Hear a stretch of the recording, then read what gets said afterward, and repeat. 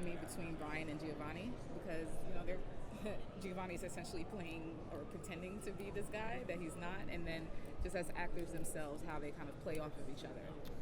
That scene we showed today, if you've seen the pilot, and you will see the pilot, they only have a scene at the end in a phone call, back and forth. So we decided to find out, and the second episode is all about what went wrong 3 years ago. So that's why we have this scene together. And then throughout that episode, they play with each other a bunch.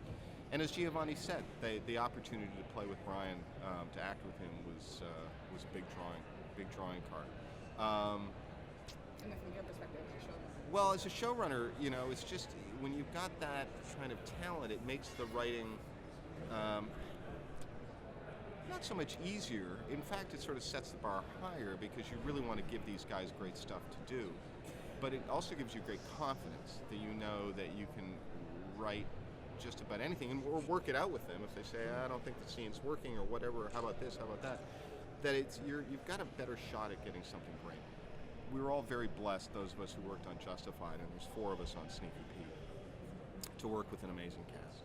So this was another opportunity to work with a great cast, and that was big. Back when Cranston and I worked on Earth to the Moon, I was writing lines for him, but he was playing Buzz Aldrin. And now to write lines for him playing a bad guy was really fun. And Walter White did a lot of bad things, but he wasn't just that sort of bad guy. So we're going at it with a different point of view, which is, here's a bad guy, let's find out more about him. Let's find out the humanity behind him.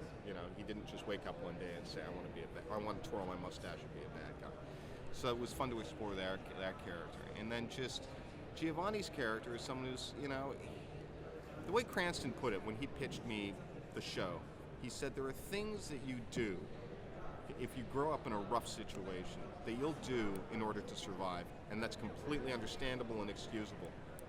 At a certain point in your life, those things are going to make for a bad life. And so that's what Marius is sort of coming to terms with. He's very good at being a con artist. He had to do it when he was a kid. But now, is this going to be his path for the rest of his life? And so the whole story of the series, if we get to do a series, is the growth and the education and the redemption to an extent of that character.